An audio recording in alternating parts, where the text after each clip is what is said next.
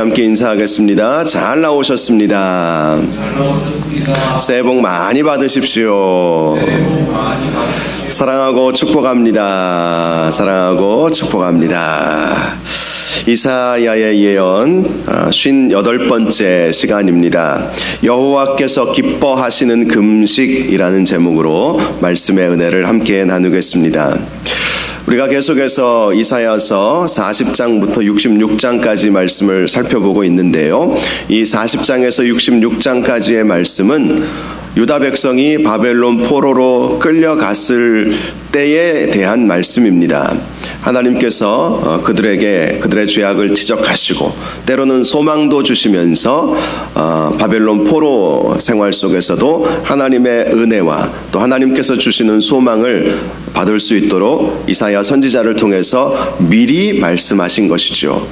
적어도 200년 전에 미리 하나님께서는 그 일이 있을 줄 다 역사를 주관하시기에 아시기에 이사야 선지자를 통해서 이스라엘 백성들에게 미리 준비하도록 말씀을 주셨다고 볼 수 있습니다. 자, 오늘 본문 1절 말씀을 보면 하나님은 이사야 선지자에게 크게 외치라, 목소리를 아끼지 말라, 내 목소리를 나팔같이 높여 내 백성에게 그들의 허물을, 야곱의 집에 그들의 죄를 알리라 라고 말씀합니다. 이 말씀은 왜 유다 백성이 바벨론 포로로 끌려오게 되었는지를 이사야 선지자에게 큰 소리로 알리라 라고 하신 말씀입니다. 어찌 보면 하나님께서 세우신 나라고 하나님께서 다윗의 그 보좌를 영원히 이끄실 것이라고 약속해 주셨음에도 불구하고 다윗 왕조가 무너져 버리고 유다 백성은 바벨론 포로로 끌려갈 수밖에 없지 않았습니까? 왜 그러한 일이 있게 되었는가? 그 부분에 대해서 하나님은 이사야 선지자에게 그들의 허물과 그들의 죄악을 크게 외치고 크게 말해서 알게 하라라는 것이었습니다.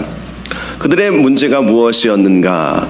세 가지로 생각해 볼 수 있습니다. 첫 번째는 그들의 예배에 문제가 있었고요. 두 번째, 그들의 금식 기도에 문제가 있었습니다.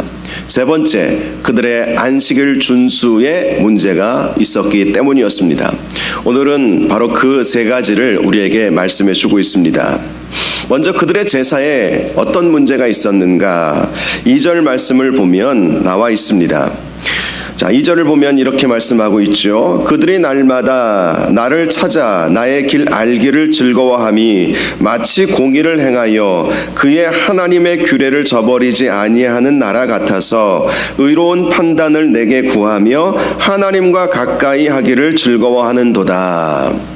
이 말씀만 보면 아니 큰 문제가 없어 보이는데 왜 하나님은 이들의 이 예배의 문제, 하나님 앞에 제사 드리는 이 문제에 심각성이 있다고 말씀을 하셨을까? 이런 생각을 해볼 수가 있습니다. 그런데 이 말씀은 역설적인 말씀입니다. 이들이 지금 유다 백성들이 생각하는 것은 우리가 이 말씀처럼 하나님을 날마다 찾아가고 또 하나님의 길을 알기를 즐거워했고 하나님의 공의를 행했으며 또 하나님의 규례를 저버리지 않았다. 그들 스스로 그렇게 생각했다는 것이죠. 그런데 문제는 하나님 보시기에 어떠했느냐라는 것입니다. 하나님 보시기에 어떠했는가? 사실 우리가 하나님 앞에 예배하고 기도하고 찬양하고 하나님의 뜻을 이루어 드리고 봉사하고 많은 일들을 우리가 하지 않습니까? 때로는 그것이 나의 열심일 때도 있고요. 남 보기에 창피하지 않기 위해서 그렇게 하는 경우도 종종 있을 수 있습니다. 다 그렇다는 것은 아니고 그럴 수도 있죠. 얼마든지 그럴 수 있습니다. 적어도 김 권사님이 열심히 하니까 나도 열심히 해야 나도 20년 30년 신앙생활 했는데 저 정도 열심은 내야지 하면서 다른 사람과 비교하면서 얼마든지 봉사도 할 수 있고 일도 할 수 있지요. 유다 백성들이 하나님을 찾아가고 하나님께 나아가 예배하고 기도하고 또 하나님의 규례의 말씀을 순종했던 그것은 전적으로 하나님을 위한 일이 아니었고 결국 그들 스스로의 착각이었으며 그들 스스로의 그러한 잘못된 형식적인 그러한 모습이었다는 것을 오늘 본문 2절이 지적하고 있는 것입니다. 하나님은 우리가 마음을 다하여 정성을 다하여 하나님께 나아가 예배하기를 원하십니다. 하나님은 형식적인 예배를 받고 싶지 않아 하십니다. 그래서 우리가 하나님 앞에 나아갈 때는 우리의 마음과 정성과 뜻을 다하여서 하나님을 예배해야 하는 것입니다. 올해가 이제 시작이 되었죠. 1월 1일, 2025년 1월 1일이 이제 시작이 되었습니다.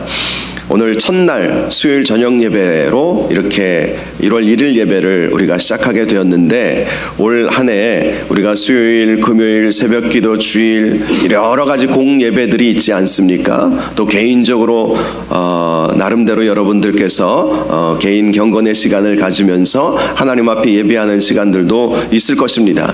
그러한 예배의 모든 시간이 하나님께서 기뻐하시는 그러한 시간들 되시기를 바랍니다.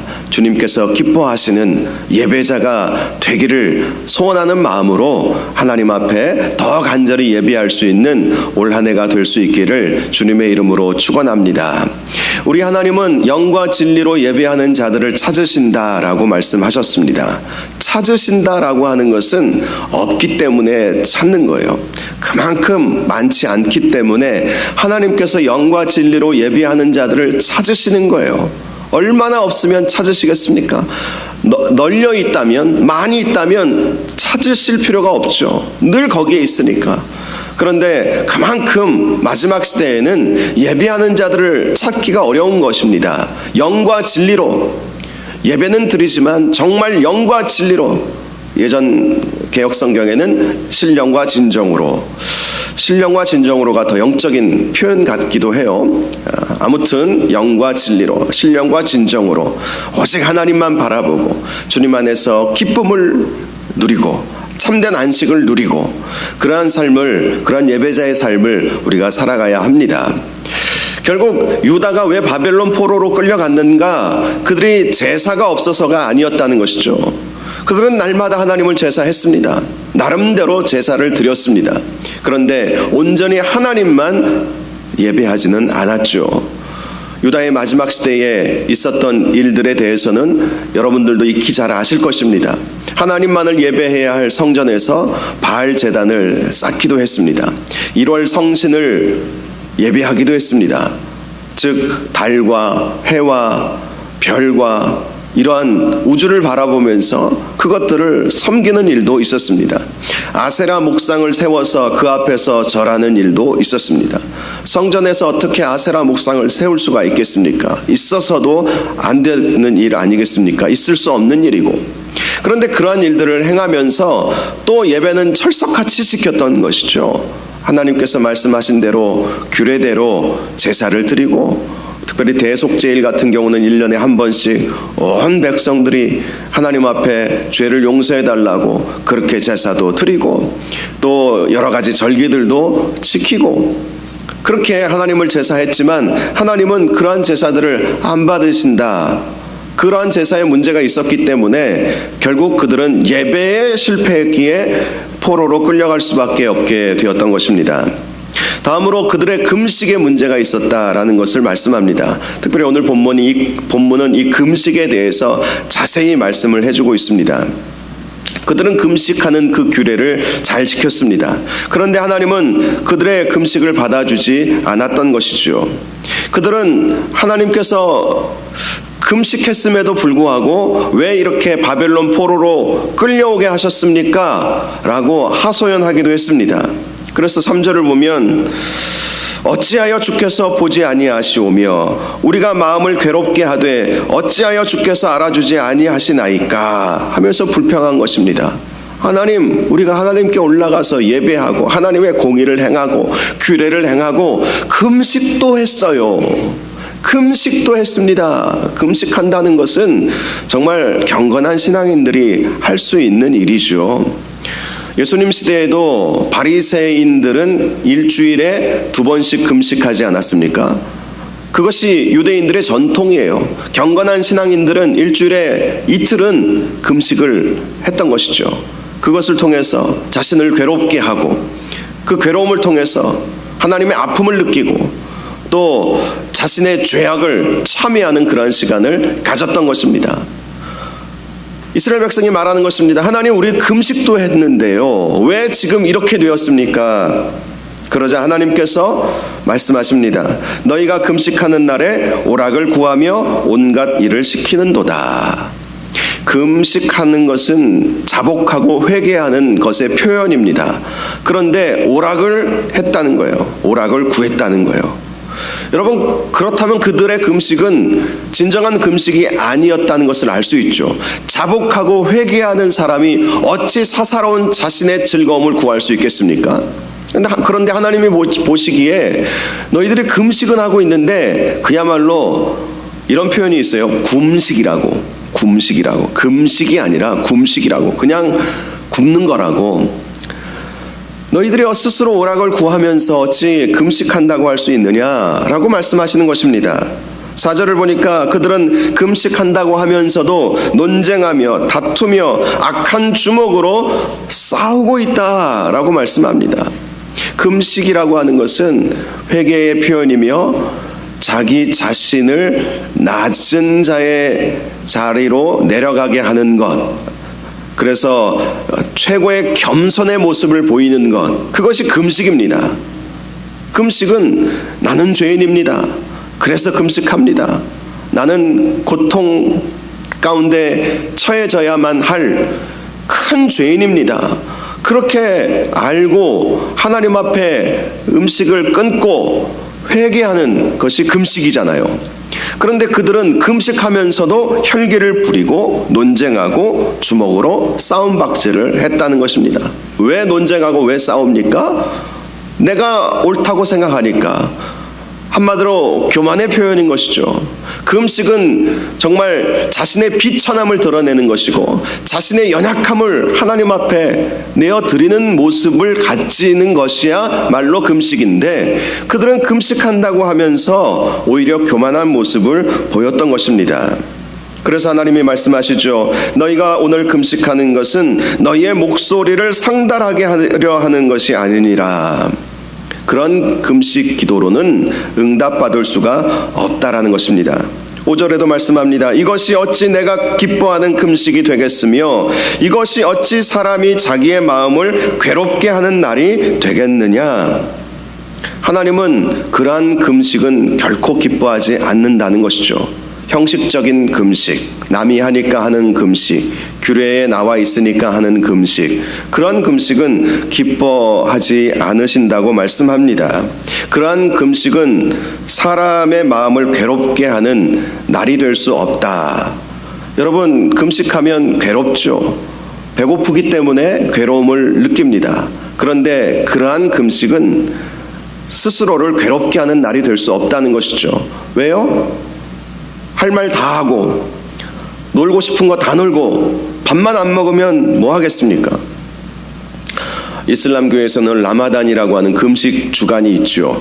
그 금식 주간 그들 하는 모습을 보니까 그들이 믿는 알라와 우리가 믿는 하나님은 다르죠. 완전히 다른 신입니다. 뿌리는 아브라함의 종교라고 그렇게 종교학자들은 보지만 전혀 다른 신입니다. 그들은 알라 앞에서 일정한 기간을 정해놓고 금식을 합니다. 특별히 그들의 금식은 해가 있을 때 금식을 해요. 그래서 해가 떨어짐과 동시에 폭식을 한다고 해요. 폭식을. 가만히 생각을 해보니까 그게 과연 제대로 된 금식일까, 이런 생각도 해보게 됩니다. 금식이라고 하면 그렇게 해가 떠 있을 때 아무것도 안 먹고, 그리고 해가 떨어짐과 동시에 막 그동안 하루 종일 못 먹었던 거 다 주워 먹는 거, 그게 과연 금식일까? 이런 생각도 해보죠. 어떤 다큐멘터리를 보니까 해가 떨어지기 한두 시간 전에 이제 상을 다 차려놓는데요. 그래서 음식을 다 진열해 놓고 이제 해 떨어지기만을 기다린다는 거예요. 그게 진정한 금식입니까? 그런데 당시 유대인들도 금식이 바로 그랬다는 것이죠. 내가 기뻐하는 금식이 아니다. 오락할 것 다 하고 싸울 것 다 싸우면서 뭔 밥만 안 먹었다고 금식이냐? 그러한 금식은 나는 결코 기뻐하지 않고 그렇게 금식하면서 기도한 그 기도는 내가 결코 들어줄 수 있는 그런 제목들이 아니다라고 말씀을 하셨던 것입니다. 하나님은 그래서 말씀하십니다. 그의 머리를 갈대같이 숙이고 굵은 배와 재를 펴는 것을 어찌 금식이라 하겠으며 여호와께 연락될 날이라 하겠느냐. 머리를 갈대같이 숙인다는 것은 겸손을 의미하는 것이죠. 갈대가 바람에 이렇게 숙여지지 않습니까? 또 굵은 배와 재를 펴는 것은 회개를 의미하는 것입니다. 즉 그들의 금식은 진정한 겸손의 모습도 아니었고 회개의 행위도 아니었다라고 말씀을 하셨던 것입니다. 예수님 시대에도 바리새인들은 이러한 금식을 했는데요. 예수님께서 주신 그런 비유의 말씀 중에 바리새인과 세리의 기도에 대한 말씀이 있죠. 누가복음 18장에 보면 바리새인과 세리가 성전에 기도하러 올라갔습니다. 바리새인은 성전 앞에 서서 이렇게 기도했죠. 나는 다른 사람들 곧 토색 불이 간음하는 자들과 같지 아니하고 이 세리와도 같지 아니함을 감사하나이다. 나는 일해에 2번씩 금식하고 또 소득의 11조를 드리나이다. 자기 자랑을 늘어놓았어요. 그렇게 기도한 것입니다. 반면에 세리는 멀리 서서 성전에서 멀리 서서 감히 눈을 들어 하늘을 쳐다보지도 못하고 다만 가슴을 치며 이렇게 기도했습니다. 하나님이여 불쌍히 여기소서 나는 죄인이로소이다. 예수님은 말씀하셨습니다. 이 둘 중에 누가 의롭다함을 받았는 줄 아느냐? 바로 세리가 의롭다함을 받았다라는 것이었습니다. 바리새인의 기도와 금식, 그들은 자기들이 말한 대로 분명히 했을 것입니다. 그럼에도 불구하고 그들은 의롭지 않았던 것이죠. 하나님께서 의롭다고 칭해 주시지 않았던 것입니다. 왜였겠습니까? 형식적인 것이었기 때문이었다는 것입니다. 반면에 세리는 정말 금식하고 하나님께서 기뻐하시는 정말 회개의 모습을 보였기에 하나님께서 그의 기도를 들으시고 그를 의롭다라고 말씀해 주셨다는 것입니다. 6절과 7절을 보면 그렇다면 하나님께서 기뻐하는 금식이 무엇인가에 대해 말씀해 주고 있습니다. 먼저 6절을 보면 내가 기뻐하는 금식은 흉악의 결박을 풀어주며 멍에의 줄을 끌어주며 압제당하는 자를 자유하게 하며 모든 멍에를 꺾는 것이 아니냐라는 말씀인 것입니다. 이 말씀은 한마디로 하나님의 공의를 실천하는 자여야 한다라는 것이죠. 하나님의 공의는 억압당하는 자를 불쌍히 여겨주고 그들을 도와주는 것을 의미합니다. 즉 금식하면서 돌아보아야 할 것은 내가 금식할 때에 배고픔의 고통을 느끼지 않습니까? 그런데 그러한 고통을 느끼는 억압당하는 사람들, 착취당하는 사람들이 있는지를 함께 살펴보아야 된다는 것이죠.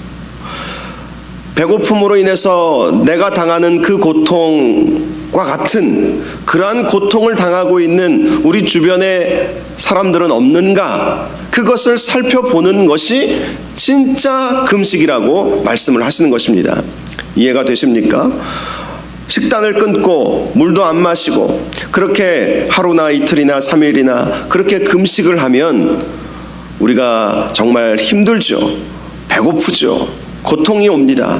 그런데 그러한 고통을 눈을 돌려서 그렇게 너처럼 네가 지금 배고파서 고통당하는 것처럼 억압당하고 착취당하고 있는 그러한 사람들을 돌아볼 수 있는 기회로 삼아야 된다. 금식하면서 오락을 즐기고 할 말 다 하고 싸우고 그건 금식이 아니라는 것이죠. 금식하면 괴롭잖아요. 고통스럽잖아요. 그렇다면 네가 당하는 그 고통과 같은 그 고통을 겪고 있는 억압당하는 그러한 사람들을 돌아볼 수 있는 기회가 되어야 된다. 그러한 사람들을 돌아보고 돕는 것이 진짜 금식이다라고 말씀하는 것입니다. 물론 금식하지 않고 이렇게 돕는다는 것을 의미하는 것이 아닙니다. 본문에서 말씀하고 있는 것은 금식을 하면서 고통을 느낄 때 주변에 나의 그 고통을 느끼는 그 사람들이 있는지를 살펴보라는 거예요. 그것이 하나님께서 기뻐하시는 금식이라는 것입니다. 7절에 보면 줄인 자에게 내 양식을 나누어 주며 유리하는 빈민을 집에 들이며 헐벗은 자를 보면 입히며 또 내 고륙을 피하여 스스로 숨지 아니하는 것이 하나님께서 기뻐하는 금식이다라는 것이죠. 내가 배가 고파서 배고픔을 느낄 때에 나 스스로 지금 배고프다. 언제 금식이 끝날까? 이렇게 생각할 것이 아니라 나의 이 배고픔을 느끼고 있는 주변의 가난한 사람들, 그런 사람들을 생각해 보게 되는 것이야말로 하나님께서 기뻐하시는 금식이라는 것이죠. 우리 주변에 배고픔을 느끼는 사람들, 가난하고 헐벗고 그렇게 살아가고 있는 그러한 사람들을 돌아볼 줄 아는 것이 하나님께서 기뻐하는 금식이라는 것입니다. 물론 우리나라에는 사회보장제도가 잘 되어 있어서 굶어 죽는 사람들은 제가 알기로는 많지는 않습니다. 물론 간혹 나오기도 하죠. 간혹 정말 이 시야에, 우리의 그 사각지대에 있는 시야에 들어오지 않는 그런 분들은 종종 나와서 사회적 문제가 되기도 하죠. 그래서 주민센터에서 그런 사람들이 있는지 없는지 이렇게 꼼꼼하게 살펴보도록 그렇게 이제 하고 있죠. 참 우리는 그래도 복받은 나라에서 살고 있습니다. 그런데 이 가난이라고 하는 이 문제는요, 늘 상대적인 것 같습니다. 늘 상대적이죠. 이디오피아나 저 아프리카에서 물 한 번 기르러 가기 위해서 하루 종일 갔다가 하루 종일 돌아와야 하는 그러한 사람들에 비하면 우리는 어디서든지 적어도 수돗물이라도, 또 수돗물도 아주 안전하다고 하지 않습니까? 우리는 그렇게 마실 수 있는 사회적 기반이 잘 갖추어져 있습니다. 그럼에도 불구하고 가난이라고 하는 것은 늘 상대적이기 때문에 참 주변을 돌아보면 어렵게 사는 사람들이 많이 있습니다. 제가 전에 섬겼던 교회에서 대신방을 하다 보면 참 어렵게 사시는 분들은 겨울에 신방 오는 것을 싫어해요. 왜 그런지 이해하실 것입니다. 겨울에 목사가 신방 가면 집을 따뜻하게 데펴놔야 되잖아요. 그런데 그러면 기름 보일러, 보통 연탄이나 기름 보일러, 가스를 쓰더라도 그러면 집을 데펴 놓으려면 그게 부담이 되는 거예요. 그래서 집사님, 다음 주에 집사님 차례인 것 같은데 신방 갈게요. 그렇게 하면 보통 감만동이라고 하는 그 부산에 이 아주 좀 이렇게 잘 힘들게 사시는 분들이 많이 모여 있는 그런 이 꼭대기 촌에 사시는 분들이 주로 그랬거든요. 또 영도 쪽에, 영도 꼭대기에 보면 참 어렵게 사시는 분들이 계셨는데 그런 분들이 주로 그랬어요. 목사님, 따뜻해지면 오시면 안 되겠어요. 따뜻해지면 오시면 안 되겠어요. 그 난방비가 부담이 되는 거예요. 목사가 하루 신방 가는데 아침부터 불을 떼야 되니까. 그래서 제가 참 힘들게 사시는 분들도 있구나, 그렇게 제가 느끼고, 또 교회에서 교구적으로 도와드릴 일이 있으면 돕는 일도 했었는데요. 금식하면서 내가 굶주릴 때에, 내가 이 배고픔의 아픔을 겪을 때에 하나님께서 원하시는 것은 네가 지금 배고프냐? 주변에 배고파하는 사람들 돌아보는 기회로 삼으라는 것이죠. 그것이야말로 진짜 하나님께서 기뻐하는 금식이다. 진짜 금식은 네가 고통을 당하는 것처럼 고통당하는 사람들을 돌아보고, 네가 배고픈 것처럼 배고픈 사람들을 돌아보는 것, 그게 하나님께서 기뻐하는 금식이라고 말씀하여 주셨던 것입니다. 8절과 9절을 보면 그렇게 하나님께서 기뻐하시는 금식을 하는 사람들에 대해서 말씀하십니다. 그리하면 내 빛이 새벽같이 비칠 것이며 내 치유가 급속할 것이며 내 공의가 내 앞에 행하고 여호와의 영광이 내 뒤에 호위하리니. 얼마나 놀라운 축복의 말씀입니까? 금식 한번 제대로 해도 이러한 복이 임하게 된다는 것이죠. 그냥 금식이 아니라 금식하면서 억압받는 사람들을 돌아보고 돕고 나보다 가난한 사람들의 필요를 채워주고 그들을 불쌍히 여겨주면 내 빛이 새벽같이 비칠 것이다. 내 빛이 새벽같이 비친다는 것은 주석을 보니까요, 번영의 축복이라고 해석을 해놓았더라고요. 번영의 축복. 억압받는 자를 돌보고 나보다 가난한 자를 도와주면 하나님께서 반드시 내 빛이 새벽같이 비치게 하는 번영의 축복을 줄 것이다. 두 번째, 내 치유가 급속할 것이다. 참 이것이야말로 놀라운 복이죠. 아무리 돈이 많아도 번영의 복을 받아도 건강하지 못하면 아무 소용도 없는 것 같아요. 정말 나이가 들면서 가장 필요한 것이 건강이지 않을까, 돈보다도 건강이 더 중요하지 않을까, 이런 생각을 합니다.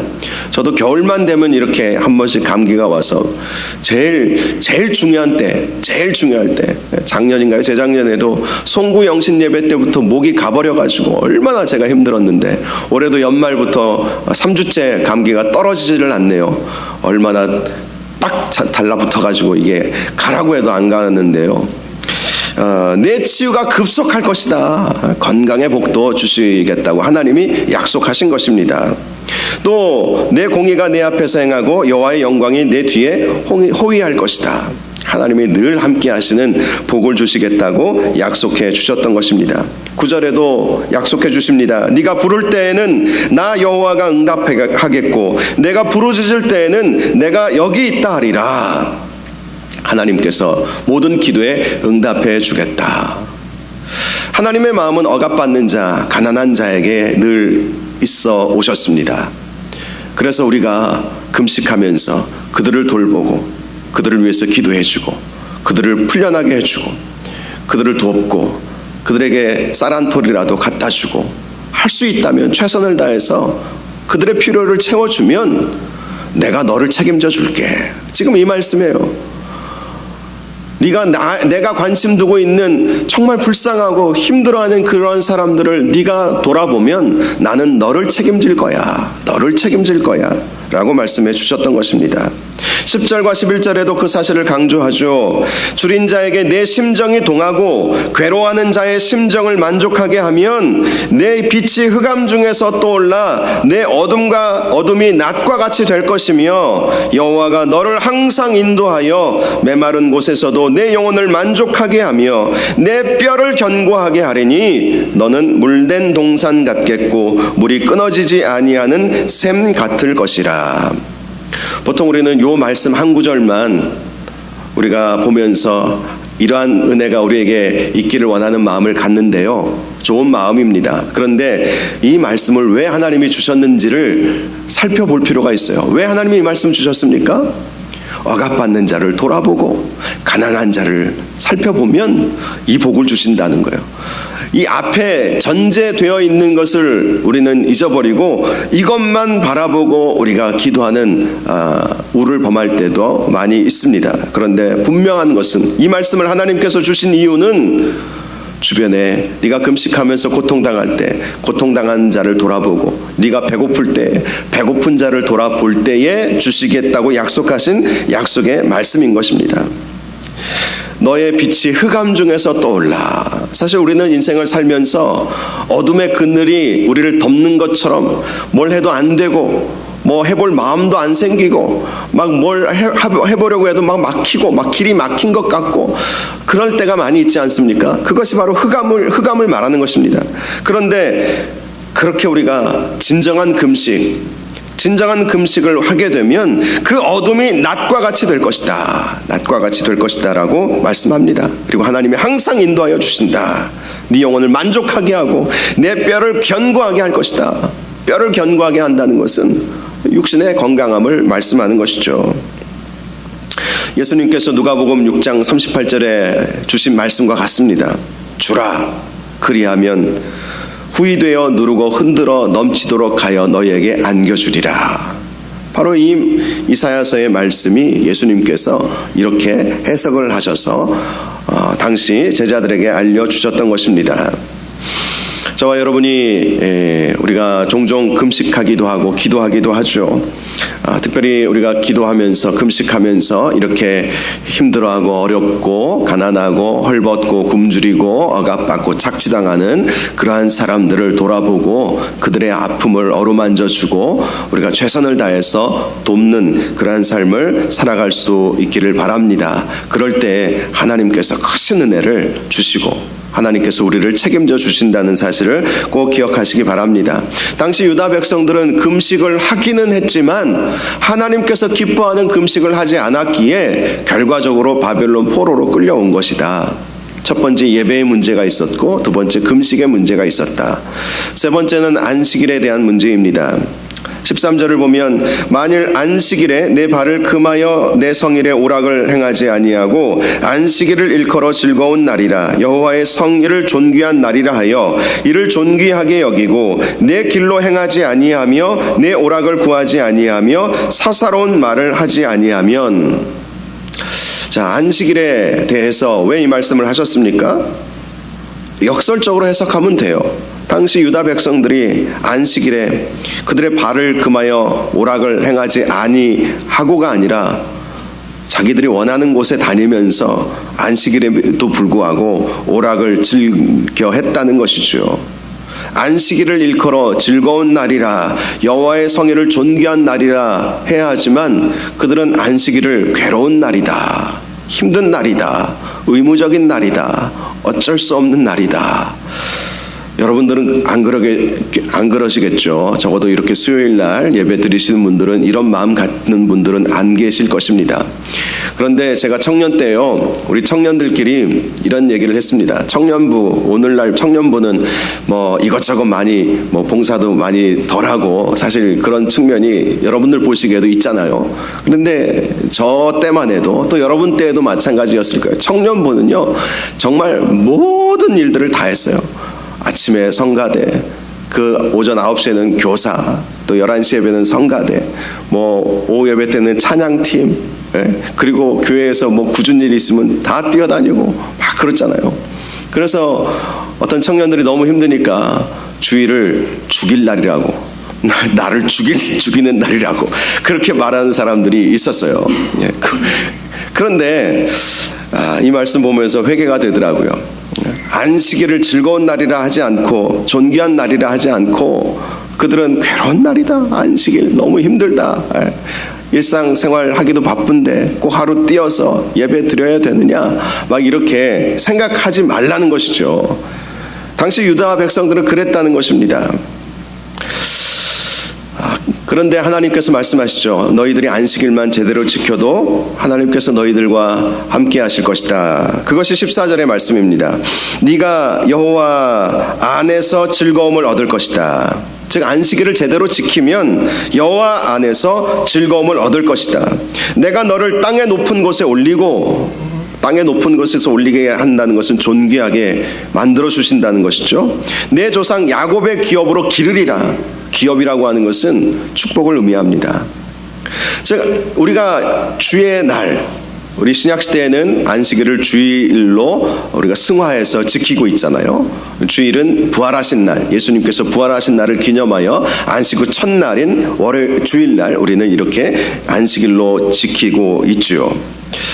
우리가 안식일을 즐거워하고 존귀한 날이라고 생각하고 오락을 금하고 하나님을 예배하는 일에 집중하면, 즉 하나님을 존귀하게 하는 일에 집중한다면 하나님은 우리가 그 안에서 즐거움을 얻을 것이고 우리를 존귀하게 해주실 것이고 우리에게 은혜와 복을 주시겠다고 약속해 주셨던 것입니다. 결론적으로 당시 유다 백성들이 왜 바벨론 포로로 끌려왔는가? 그들 스스로는 하나님께 이렇게 질문을 했다는 것입니다. 주여, 우리는 제사도 드렸고 금식도 했고 안식일도 지켰는데 이게 뭡니까? 라고 물어봤다는 것이죠. 그런데 하나님께서 주시는 말씀은 너희의 제사는 형식적이었고 너희의 금식은 진정한 금식이 아니었고 너희의 안식일은 너희 그 괴로운 날로만 너희들이 취급해 버렸기에 결국 이렇게 된 것이다. 그런데 하나님께서 이 말씀을 해주신 이유는 너희들이 지금이라도 하나님께서 기뻐하시는 예배를 드리고 하나님께서 기뻐하시는 금식을 행하고 또 하나님께서 기뻐하시는 안식일을 지킨다면 그러면 내가 너희와 영원히 함께 할 것이고 너희들을 존귀하게 해주실 것이고 또 하나님의 놀라운 은혜들을 주실 것이라고 약속해 주셨던 것입니다. 오늘 이 말씀이 새해를 시작하는 저와 여러분들에게 큰 은혜가 되시기를 바랍니다. 올 한 해 하나님께서 기뻐하시는 예배자가 되기를 원합니다. 또한 올 한 해 우리 주변에 힘들어하고 어려워하는 이웃들과 주변의 사람들을 우리가 돌아보고 우는 자들과 함께 울고 즐거워하는 자들과 함께 즐거워하라 라는 말씀처럼 함께 공감하면서 그들을 돌보아주는 삶을 사시고 또 우리의 주일이 하나님께서 기뻐하시는 그런 복된 주일 되는 그런 올 한 해가 되셔서 오늘 말씀에 나와 있는 놀라운 은혜와 복이 저와 여러분들 가운데 항상 함께 하시기를 주님의 이름으로 축원합니다. 기도하겠습니다. 거룩하시고 존귀하신 아버지 하나님, 주님께서 기뻐하시는 예배자가 되기를 원합니다. 주님께서 기뻐하시는 금식을 행하면서 억압받는 자, 굶주리고 가난한 자들을 돌보는 삶을 살게 하여 주시기를 원합니다. 또한 주님께서 기뻐하시는 주일을 거룩하게 지키는 저희들 되게 하여 주셔서 오늘 말씀과 같이 하나님의 크신 은혜와 복이 임할 수 있는 복된 한 해가 되게 하여 주옵소서. 예수님의 이름으로 기도하옵나이다. 아멘.